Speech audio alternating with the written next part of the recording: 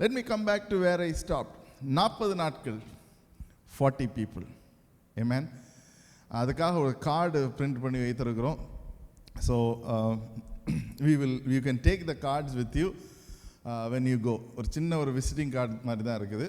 அந்த கார்டில் சின்னதாக நீங்கள் ஒரு மார்க் போட்டு வைங்க. ஓகே, 1 2 நீங்கள் ரெஃபரன்ஸ்லாம் வேறு உங்கள் மொபைலில் வைத்துக்கலாம். This is like I have prayed for 1%, 2%, 3%. நீங்கள் ஒரு நாள் ஜெபிப்பதன் மூலமாக நான் சொல்லுகிறேன், மறுபடியும் அவங்க உங்கள் கண்ணில் தென்படுவாங்க. Amen.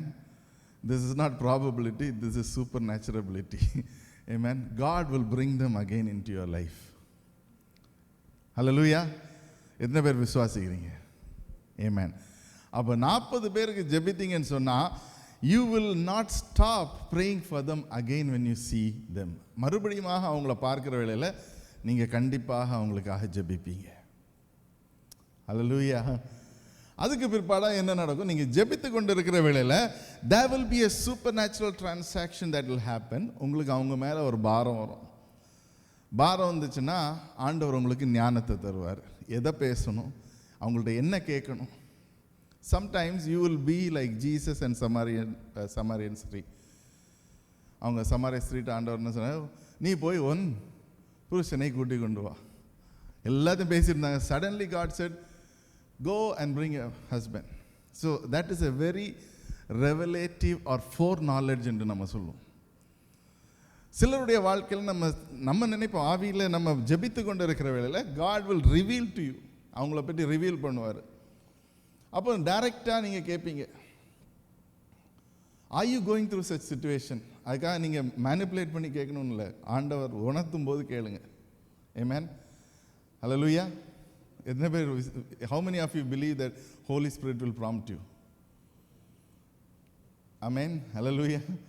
எல்லாரும் ஆவியில் நிறைந்தவர்களாக இருக்கும். Whoever has believed Jesus Christ is the Son of God, Holy Spirit reigns in you. Amen. அதுக்கப்புறம் சயின்ஸ் அதெல்லாம் வேற, but primarily you have the Holy Spirit in you. விசுவாசிக்கிறீங்களா? Amen. அப்போ அந்த ஆவியானவர் உங்களுக்கு உணர்த்துவது நிச்சயம். Amen. அப்போ இந்த இடத்துல நெகேமியா அழுகிறார்னு சொல்லி பார்க்கிற வேளையில் he did not just cry because he wanted to, but அவரால் உணர்த்தப்படுகிறார். he has been prompted because there was a burden. அவருக்கு ஒரு பாரம் இருந்தது. எருசலேம் நகரத்தில் அநேகர் அழிந்து கொண்டிருக்கிறார்கள். இன்றைக்கு நமக்கு இந்த நாட்டில் நம்மளை போல அநேகர் இந்தியாவிலேருந்து வந்திருக்கலாம், இங்கே பிறந்து வளர்ந்துருக்கலாம். But when you look at them, you see, okay, இவர்களெல்லாம் ஒரே இடத்துல உள்ளவர்கள். எருசலேம் போல we can all spot who is an Indian origin. Yes or no?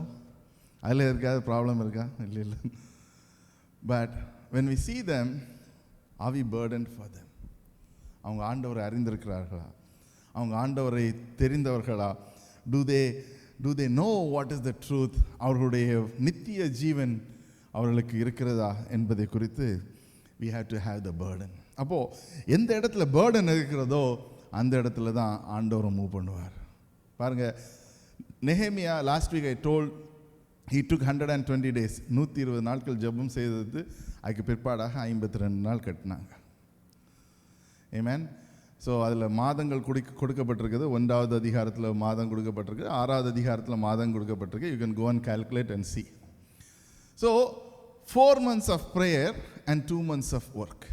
அதுதான் நம்முடைய லாஜிக்காக இருக்கணும். அப்போது எதையாக இருந்தாலும் he took time to pray. அப்போ ப்ரேயர் பண்ணுவதற்கு நமக்கு பேர்டன் வேணும். ஸோ இந்த 40 நாட்களில் even as we fast and pray, விசை கூட நம்ம ஆண்டவரை நோக்கி பார்ப்பதற்கான ஒரு சமயமாக இருக்கும் என்று விசுவாசிக்கிறேன்.